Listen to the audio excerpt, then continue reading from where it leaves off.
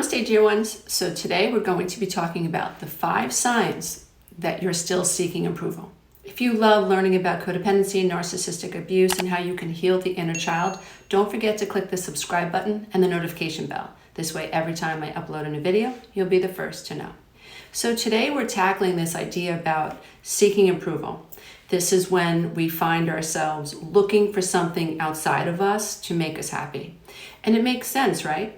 We're born to physical human beings, to a physical world. We've come from a non-physical place, right? You can't get something from nothing. So we are this something, this little tiny infant that came from something, and now we're here. We're on planet Earth. We have Earthlings as parents. And it makes sense that we believe, or we are programmed, or our brain has these default settings that have us feeling like something outside of us should be taking care of us. We are defenseless, powerless, innocent human creatures, right? And we cannot fend for the self. So when we're born, there is this understanding, this genetic, biological understanding or presupposition that I will be born defenseless, and the people that I am born to will take care of me. I will belong to a tribe. This tribe will be healthy and they will love me. And they won't just love me sometime, they will love me all the time. Even when I bump into a wall, even when I drop a glass of milk, even when I'm not at my best self, even when I'm 2 and having a very natural temper tantrum, even when I'm 3 and I'm saying no and mine to everything, I'm still going to be loved. Even when I am obnoxious as a little girl and I don't know how to control myself, I'm not going to feel rejected. I'm still going to feel loved. If you came from that type of environment, you are someone who may be struggling with still seeking approval from the outside. Why? Because you never received it. Right? Psychologically, we are built to hit particular milestones and in a particular order. And if we hit all those milestones, then we become very well-adjusted adults who can handle disappointment, we can handle rejection, we can handle even abandonment because we have found the self, or we have found the road back to me. We are people who understand that the word no is a natural part of the adult experience and that people have a right to have their opinions. They don't have a right to break the law. They don't have the right to emotionally abuse us. And I really do hope that eventually we'll move to a place where emotional abuse really is considered a form of domestic violence. Deliberately trying to emotionally inflict harm on another human being is an assault. Wanting to destroy how someone sees themselves is violent. Wanting to destroy someone's reputation is violent. Trying to separate you from your children, a form of violence. Using the children against you is a form of violence. Threatening to take the children away from you is a form of violence. Threatening to never return them to you is a form of violence. So if you came from a home where you were emotionally abused, you have to recognize that there have been scars laid upon your heart. And you may still feel like you never received the affection, the attention, and the sense of belonging that every child deserves to experience when they come to planet Earth. And if you are someone who felt rejected as a child, don't be surprised if you have low self-esteem, if you can be clingy, you can be needy, codependent, you can even be highly critical of others, you could be passive-aggressive of others. I mean, there's a whole plethora of dysfunctional defense mechanisms that come along or occur inside of us when we have experienced early abandonment, and that is not our fault. What we have to do on the road to recovery, or the road back to me, as I like to say, what we have to do is figure out what happened to us so that we can reverse engineer and we can give the self what we always needed. And obviously, if you felt rejected as a child, then you struggle with shame. And shame means that you have learned or have been conditioned to think that you as a being are unworthy, unlovable, and disgusting. You're just not enough. You're not worthy of anyone's validation or affirmation or praise. Just get out of here, kid. You really feel like you as a being are defective. Now, guilt, on the other hand, means that I have acknowledged that my behavior went against my moral code, or I said or I did something that I, not under stress or my best self, would have never done. And so feeling guilt, healthy guilt, means I recognize that I need to change my behavior. Someone who is healthier will absolutely follow through. They won't shrug the guilt off and use backwards justification and rationalization to blame shift, which is more on the line of narcissism. It's like someone who has a narcissistic injury may even feel a little bit of the guilt, maybe even feel a little bit of the shame, but they quickly flip it on you, and their mind goes right into rationalizing the guilt away, which makes you wrong and them right. And that's why it's very difficult, if not impossible, to be able to break through to someone who has that mindset and has that issue. They're highly reactive. You are playing a game with them. They are not listening to you. Holy Hannah, what a revelation that was when it clicked in my head that the person that I was trying to get through, the person that I loved, the person that I wanted to spend the rest of my life with, was literally designed to not hear me, to reject me. Everything was a game. I was being placated. Every argument, I was placated. It was pretend. It was shut up, Lisa, just shut up and fall back in line. I'm not changing. And I will pretend that I am for a little bit of a time. But as soon as you calm down and I convince you that I've heard you, I'm going to go back to being me. Holy Hannah, when you realize that, you can let go. I am a huge believer in pulling off the Band-Aid. In other words, like, I can't change what I don't see. And if I'm going to transmute and evolve my soul, then pretending what is ridiculous. It goes against evolution, right? If you think about mental alchemy or literal alchemy, it's this idea of accepting the lead, right? So if I'm an alchemist, I have to accept the lead first before I can transmute it into gold. And what we do emotionally is we don't want to look at the lead. We don't want to look at our boo-boos. We don't want to change. We want something outside of us to change. And if we're struggling with needing approval from the outside, we are definitely guilty of this. So what's the purpose of a session like this? The purpose of a session like this is to blow your mind, is to allow you to see the cracks in your own self, in your own personality self. Now, it's important that we all realize, we take a moment, take a nice deep breath, dear one. This might blow your mind. You are not your personality. You are not your thoughts, and you are not your feelings. You are so much more than that. But when we are living below the veil of consciousness, which all human beings do, we are born into a dream state, which is why newborns sleep so much. And then we shift into a theta brainwave state, which is a hypnotic brainwave state. And we are in a hypnotic brainwave state until about the age of 7.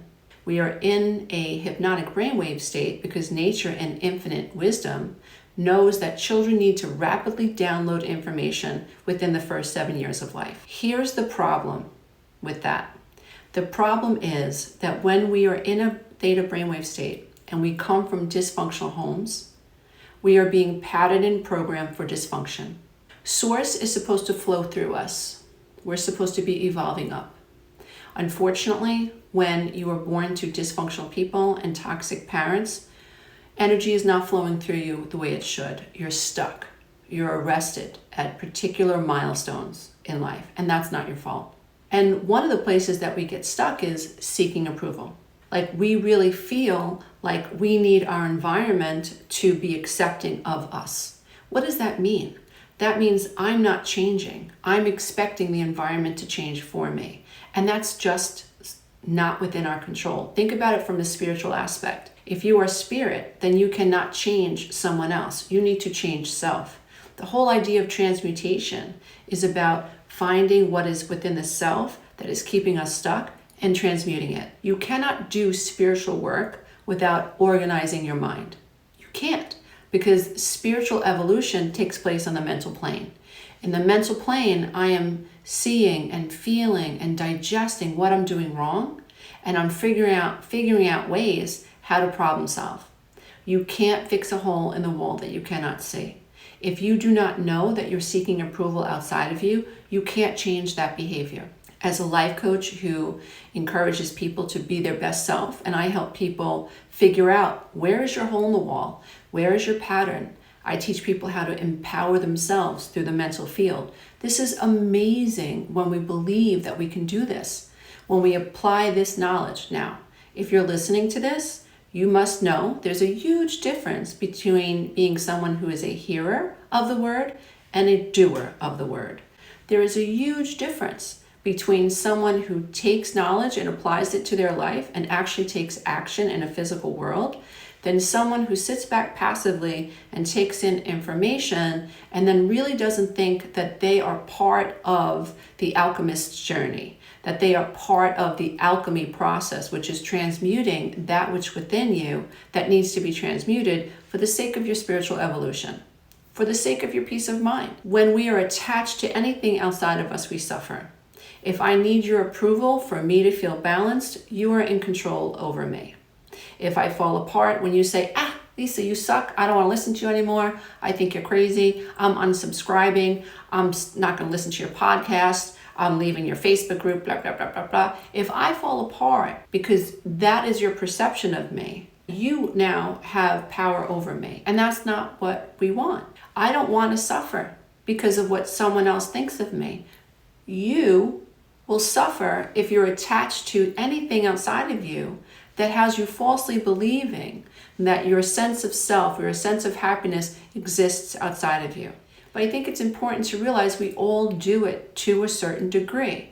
It becomes maladaptive when we are not aware that we're doing it, and we sabotage relationships, and we end up feeling powerless, when we end up feeling hopeless and desperate and anxious and depressed, and we don't recognize what we're doing wrong. And if we don't know what we're doing wrong, we can't fix it. One of the things that absolutely motivates me every day is that idea that we are all born asleep. We all live below the veil of consciousness. We interface with other people who are below the veil of consciousness. And none of us know that we're all projecting our wounds onto one another. When I meet you, if I'm still struggling with seeking approval, there's a wound in me. I don't feel good enough. And I will project that onto you and do what I can to try to get you to make me feel like I'm good enough, because I don't know that the power to feel good about myself is within me.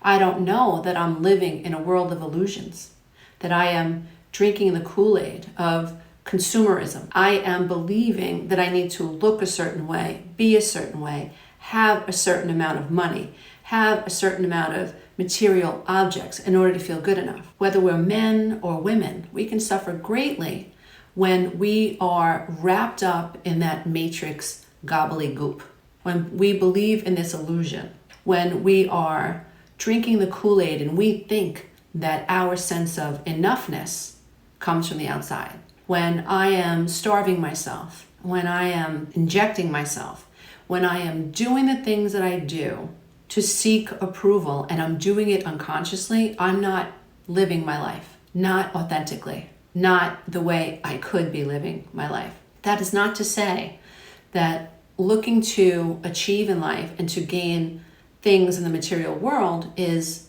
non-spiritual. Of course it is, because we have come to live abundantly. I'm talking about the intention. If I don't feel good enough, unless I have that corner office that's overlooking Riverside Drive, there's an issue with that.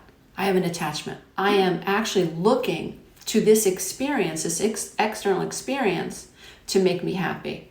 That's an issue. So let's talk about the first sign that you're still seeking approval outside of yourself. You're hypervigilant. And so when you're afraid of not being seen as perfect, you become hypervigilant. And what that basically means is that you have a focus on other people. You are other focused. So you are the person whose eyes are darting around the room rapidly. You're like that little bird that lands on the ground and pecks a couple of pieces of birdseed and looks up and pecks and looks up, pecks and looks up. You're living in fear. You're living in fear of other people's persecution. You're living in fear of people's criticism. You're living in fear of being hurt and emotionally attacked in some way. You don't feel safe. This hypervigilance comes from living in a home that's oppressive, living in a home where, there was daddy was the bully, and mommy acquiesced to daddy, or vice versa. Mommy was the bully and daddy acquiesced.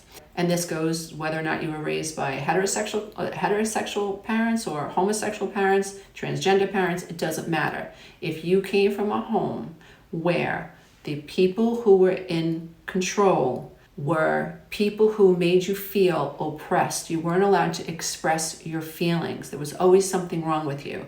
Your parents demanded perfection of you or even of themselves. So there's this fear of not appearing perfect, and the goal really is to, at all costs, avoid criticism. How is it that we're seeking approval? Well, the hypervigilance is a sign that you are seeking approval from outside of you. Because when you're hypervigilant, that's what you're looking for. A, you're looking to avoid pain, and B, you're looking to secure a sense of pleasure, which is approval. So if you feel safe around others, this is your attachment to the outside because you don't feel safe on the inside. If you feel safe, if people make you feel safe, if they make you feel loved, if they make you feel like you're good enough, which is a bit of a sliding scale, because a narcissist, when you first meet them, is going to make you feel good enough. And that's why so many of us who have low self-worth and a low perception of self and who are starving for love end up in these relationships with a lack of objectivity and more of an intense need to feel seen. And we have an intense need for approval. And so when we first meet someone who is narcissistic and charismatic, we can get drunk on the attention that they give us. Or if we are hypervigilant and we don't feel safe around other people, we could fall for a more shy or vulnerable narcissist who seems at first like they would never hurt us. So we fall for the sob story. And in the sob story, we think this person could never hurt us. And so our hypervigilance has really betrayed us. So we're on the lookout for a grandiose narcissist, and we end up falling for a more shy, vulnerable narcissist who has a drinking problem or who has some type of an addiction, maybe a gambling addiction, or who came from a really dysfunctional family and has had traumatic experiences but keeps messing up their life. We fall for this person who seems so wounded, and we end up feeling safe in a truly unsafe situation. So what are we doing? When we are hypervigilant, we're seeking approval. We're seeking a sense of stability outside of the self. And hypervigilance can, like I said, it can betray us. And so it's really important that if you recognize that you're hypervigilant, that you are constantly looking outside of yourself, you are afraid to be hurt, or you're looking for ways to get people to approve of you, or you're looking for ways to rescue people. So you can be hypervigilant and really be aware of the wounded puppies in your area. And you could want to take care of all of these wounded puppies. So your hypervigilance has you on guard for ways that you can actually rescue and take care of other people, which when we are highly codependent, this is a way that we feel safe. We feel safe around those who we think we can fix and who will never leave us because they need us. So be aware of the hypervigilance in you. Number 2, you're needy and you're emotionally intense. When you first meet someone, the idea that you have finally found a relationship takes over. You don't know that you are trying to gain a sense of approval from this new partner. You don't recognize that this intensity is actually could have the potential, and oftentimes does, blinds you to what's really happening inside of you and with this other person. It is highly addictive when we are intense, when this intensity is coming from a place of neediness, which is coming from a place of loneliness. When we meet someone, this person, even though the relationship should start off slow and easy, almost like finding a breadcrumb and following the breadcrumbs to, like Hansel and Gretel did, and then you find the house, right? What we do is we see the breadcrumb as a 5-course meal.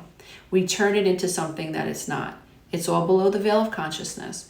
We're imagining being married to this someone. We're imagining going on vacation with this someone. We're imagining that this person is it, and we have no objective data that this person is actually good for us or that we're good for them. Now, codependents do this a lot. Love addicts do this a lot.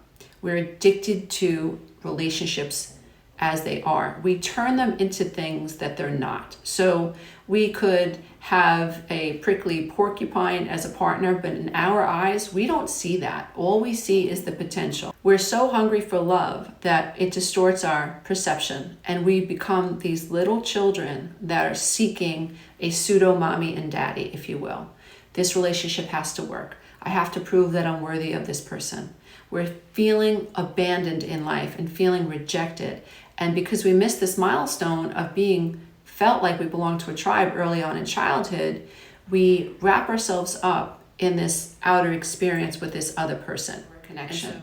So it's important that you recognize if you're coming off needy, if you're coming off intense, that you are in shark-infested waters, because it is codependent for you to seek approval in a relationship, and could be even love addiction if you find yourself so intense around new relationships that you're not seeing things clearly. You end up losing yourself in the seeking of approval and the securing of this relationship. You know, you can be in a relationship like that started off like that, end up married, have a couple of kids, and 10 years down the line go, who did I marry? And your partner goes, who did I marry? So it's really important that if you are someone who finds that you tend to lose yourself, especially in the beginning of a relationship, that you hit the pause button and that you ask yourself, am I seeking approval in this relationship? What is my part in it? Number 3 is you are in constant seeking mode.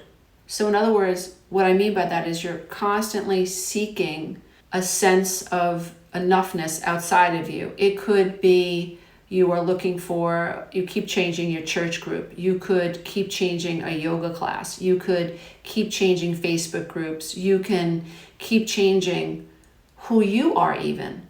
And so there's this sense of you're never able to sit still. You're never able to just be. So there's this seeking of approval outside of you. So you're switching and you're changing, maybe even careers. So there's constantly seeking of a turnover. There's always a turnover.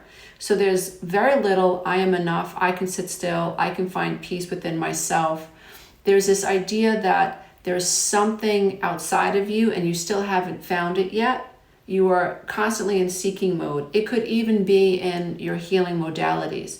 It could be in following a guru and then falling out with that guru and then looking for another guru, or finding another spiritual teacher and then falling out with that spiritual teacher and there's this constant seeking. There's a hole inside of you and you just can't get it fulfilled. This is a sign that you're seeking outside of you for something that can only be found in you. And I know it sounds hippy-dippy. And I'm telling you, if I would have heard someone say this 30 years ago, I would have been, what the heck is she talking about? I'm a 3D human being. And of course I want things. Of course I want experiences. There's nothing wrong with that. But if in the wanting of the experience, you are seeking a sense of home, that is the problem. Seek from within. Seek from I am enough. Seek whatever you want from the place of I am enough. That's the whole point. But the goal really is to find your center first and to move forward in life from I am enough.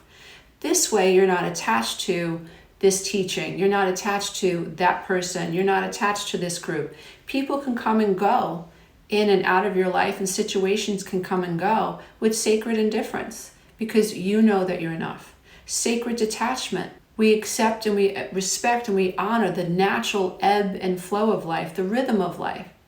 Things come in, things go out. Think of a wave. A wave comes in and a wave goes out. What happens in one space happens in all space. You are an ocean. Your waves are supposed to go in and they're supposed to come out, but the ocean is the grounding force. Does that make sense? Number 4 is that you have a low opinion of yourself. We touched upon this a little bit earlier, but really spend some time and ask yourself, how do I feel about myself? Imagine a scale of 1 to 5, 5 being the greatest. Do I feel worthy of love? Do I feel seen? Do I feel enough? Do I believe that I am important? Do I believe that I have some sense of greatness within me that needs to be expressed in this lifetime? Do I believe that my soul comes from the infinite? Do I believe that Source wants to work through me? Ask yourself these questions. Those of us who struggle with low self-esteem, we don't believe that we're worthy of love. We don't believe that we're worthy of abundance. We don't believe that we can manifest riches in our lives. We don't believe that we're worthy of it. So we not only believe we can, we don't believe that we're worthy of it. We think that we need some PhD, or we need someone to pay attention to us. We need to be rescued. Someone has to discover us in order for us to be able to express our divinity. And yet that's the whole purpose in life. The whole purpose in life is for you to find yourself, is to go back home, to go back to the beginning. And the beginning is you. The beginning is your source. You are enough. You come from divinity. Remember, you cannot get something from nothing.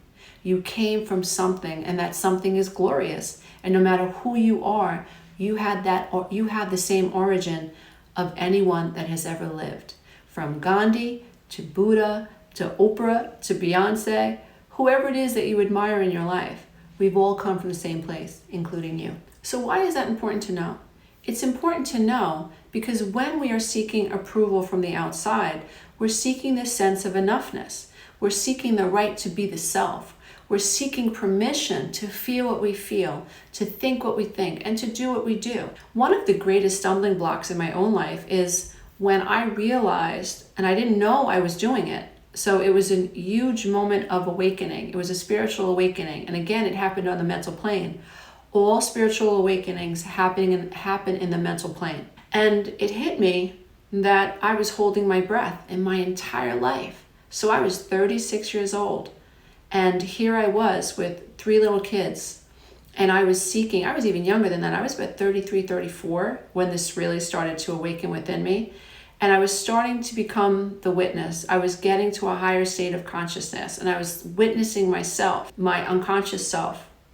And I was witnessing this sense in me that had me believing, and it's ancestral for sure, that I needed my mother and father's approval to feel anything. And I knew on some level that the only emotions that they would accept from me had to be good emotions. So that meant that expressing negative emotions was bad.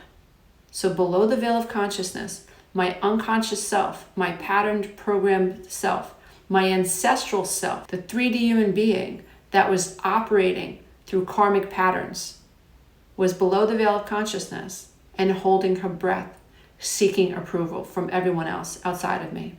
And how that manifested in the 3D world was not feeling my feelings and thinking that I needed to have people agree with me and that I needed permission for other people to say that it was okay for me to feel what I feel. I had a low opinion of myself and I didn't even know it. I did not think that I had a right to express my feelings. I did not think that it was appropriate to say, I'm unhappy and I can't do this anymore. And I love this person, but this person refuses to change. They're resentful that I want to grow. And he's making my life a living hell. I didn't feel like I had the right to say that to anyone. And so that all translated into me having a very low opinion of myself and my worth. And when it began to hit me that, wait a minute, I've come from the same place everyone else has. Why is someone else more worthy to speak her truth and to live courageously and to become the victor of her life? Why is it okay for one woman to be confident and to be powerful and to create and manifest abundance in her life and to create a business and to create a mission-based business, no less? Why is it okay for one woman, a woman that I admire? Why is it okay for her, but it's not okay for me? It's because I had low self-worth and because I had been conditioned through ancestral karma that who I was not enough, especially being a woman. And I needed to be submissive in relationships to men. That was all part of what I grew up with. And breaking through that really changed my life. But acknowledging, wow, I have low self-worth. And this is why I was still seeking approval from others outside of me. The 5th sign that you're still seeking approval or a sense of happiness outside of you is No matter what you achieve, dear one, you never feel fulfilled. So you are the person who has a list, a checklist, and you've done everything everyone ever told you to do. You've gone to grad school, you've got the PhD, you have this amazing job, you're a professor at a university, or you're a surgeon at that hospital. You've done all the missions to third world countries, and you do surgery for people for free, and you've created a Fortune 500 company. You have 600 employees under your belt that you're in charge of. You're the manager. You've made it. You are that world-class athlete. You are the best baker on the block. You have the businesses, and you have the house, and you got married, and you have the children. You have everything that you ever wanted. And every time you achieve, you end up feeling flat. It's never enough. So you have achievement syndrome. You have success syndrome. You are drunk on the Kool-Aid that has you believing that your worthiness is found in an achievement that happens outside of you. I think of achievements like jewelry. If you have it, great. If you don't, no big deal. But what's important is you, is the person that you're decorating with this jewelry.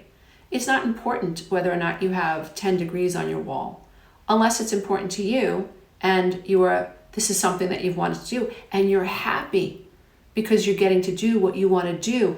And these degrees on your wall were just vehicles that allowed you to land in the career that you wanted to land. That's beautiful. But if your sense of self is coming by way of that degree, that's where you need to adjust the way that you're thinking about what you've achieved. If your sense of enoughness is coming from becoming the best, this is what we have to pay attention to. Because what happens if you lose that award? Or what happens if someone says, well, no, we don't want you in this career anymore? Or what happens if someone attacks that degree on the wall? What if someone comes along and says, oh, well, that university isn't as important as this university, or isn't as significant as this university? Or you know what, that's really not the degree that we wanted. Poof, there goes your sense of self. What do you mean? Look at my degrees. Doesn't that make me important? You are important because you are. Now, that doesn't mean that if you need to get another degree or you need to get another certification, you don't go ahead and do it. The point is, are you putting stock in that thing outside of you to make you feel enough? Do you plaster your walls with certificates because when people walk into your office, you stand there and think, look at me, aren't I great? Do you need people to pat you on the back because you got that certification? Do you need to have your name plastered all over the newspaper because you won that gold medal? Do you need it? Does your sense of self come from that type of approval or that type of affirmation? That's where we get into trouble. So you know that you're still seeking approval if no matter what you achieve, at the end of the day, you still end up feeling flat. If you are chasing after people's affection and attention on social media, if you are changing the way you are to get approval or affirmations or get those likes on Instagram, if when you close the door, remember we all wear masks, right? Everybody wears a mask, and the masks that we wear change. You could wear one mask around grandma, you become the person you think grandma wants you to be. Grandma wants to see you healthy and happy, so you put on a mask to make grandma happy. Your husband might want to see you a little bit more submissive, so you wear that mask. Your children might want you to be super mom, so you put that mask on.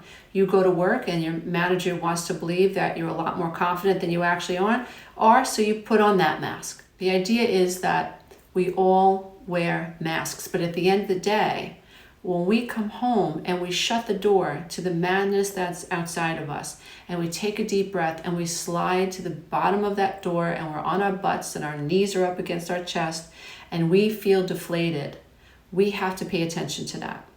What is happening? We are seeking a sense of self, a sense of worthiness, a sense of happiness outside of us. And we have to stop pretending. We have to become more authentic. How does that happen? Well, first, and what I do is I always look for the problem first, and then I look for the solution. I think lots of times we get caught up thinking, just be happy, just do affirmations. Well, I'm sorry, if my foot has gangrene, ain't no affirmation that's going to change that. Just not. It's unrealistic. We live in a 3D world. I need to tend to the problem at hand. And if I don't tend to the problem at hand, and I have diabetes, let's say, and I'm not managing my blood sugar, I'm just going to end up with gangrene again. So even if I buy myself some time with a bunch of beautiful affirmations, it's not going to change the problem if the problem is within me and I'm ignoring the problem or I can't see the problem. And so let's begin with understanding what the problem is. And so if I'm seeking approval outside of me, then I have to learn to seek approval within myself. What does that mean? I have to seek my own approval. I have to figure out what ruler I live by. Am I giving you the power over me? Or am I saying, it's okay what you think of me? You don't have to love me. You don't have to like me. You don't have to accept me. I love myself. One of my favorite phrases that I just recently came up with is namaste and walk away. I'm going to turn the cheek and walk away. I'm going to allow you to feel what you feel. I won't let you abuse me. In other words, if I need to go gray rock or no contact, I will do that.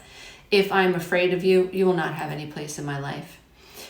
If I feel that you are manipulative or abusive, I will spend less time with you. This is me protecting me. This is me rejecting my need for your approval. This is me being authentic. This is me setting a boundary. This is me saying, hey, everybody, my life isn't as perfect as you think it is, and I'm okay with that because I'm finally learning to be authentic. So what you want to do moving forward is you want to take stock of how often you seek approval. So your quest, if you choose to accept it, is to spend more time each and every day looking for the ways that you seek approval outside of you. When you begin to become the witness, this is when you actually find your personal power. Because if you don't know what you're doing wrong, you're never going to be able to fix it. And if you're continuing to seek approval, you're giving people power over you. You're giving people the power to say you are enough or you're not enough. And you don't want that. What do you want? You want to believe that you're enough, right? So take stock of your mind. Learn to raise your level of self-awareness. Be curious about the way that you think. Metacognition is a divine mechanism. Remember, all spiritual awakenings happen on the mental plane. Metacognition means that you can learn to think about the way that you think. Be the person that pulls away from society and sits at the edge of the beach and thinks about the way you think. Be that person who says, did I just do this seeking approval? Am I chasing this person's approval? Am I giving this person power over me? Am I giving my Instagram account power over me? Am I giving what men think about me power over me? Am I giving women what they think about me power over me? Am I giving my power over to my idea of success? And do I feel not good enough unless I achieve a certain level of success? And is that level of success tied to what people think about me? That means I'm seeking approval. From this state of self-awareness, this is where you're able to curtail behavior that has you putting you in position number 2, that has you subjugating your needs for the sake of others, that has you hypervigilant. As you begin to heal this and you begin to become more authentic with yourself and you let other people off the hook, you become more objective in relationships, you are not critical of others and not trying to control a sense of affirmation and validation out of them, your life begins to unfold in a very beautiful way. Suddenly, the energy of source is flowing through you and upwards through you, and now you're truly evolving. Because the path is non-resistance and non-attachment. And that's really difficult if you've never felt loved in your childhood, because you under the illusion of karmic generational energies, patterns, and programs, under the rules of nature, you will live out an autopilot experience and you could actually die unaware that you're unaware. My mom did that, and it's no way to go. And I would rather spend 30 minutes of my life aware than to live it unaware, because at least that means that I had a chance to live authentically. We have to be willing to risk other people walking away. And once you really find your inner golden Buddha, or once you really find the spirit within, and you know that you must be divine because you came from divinity, you are an extension of source. You are an individualization of source. That's incredible. And once you rely on this knowledge, these ancient teachings, then you end up resolving your addictions to other people a lot more quickly. So I hope this message of authenticity, this message of be vulnerable with the self, tell the truth. If you seek approval, that's okay. You're just like everybody else, right? If you've been intense in relationships before and needy and clingy, that's okay. So is everybody else. If you've been codependent, you're not alone. Hello. That's okay. If you have been hypervigilant and distrusting of people and seeking approval by trying to be perfect, that's okay. It just means that you were wounded. It just means that you didn't know you were enough. So try not to judge yourself.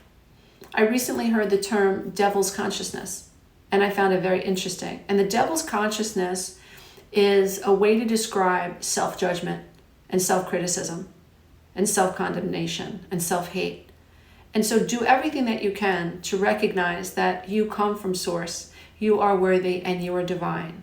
And do everything that you can in the mental plane to convince yourself that you are lovable by loving yourself. Be willing to let other people go. The power of letting go and the power of letting people walk away from you will absolutely shift your life, because it means that you are no longer seeking your sense of self or a sense of approval in others. You are worthy, dear ones, and you are divine. Bye for now. Until next time. If you love this content, don't forget to check out the next video, and you can go to my website and take the codependency quiz.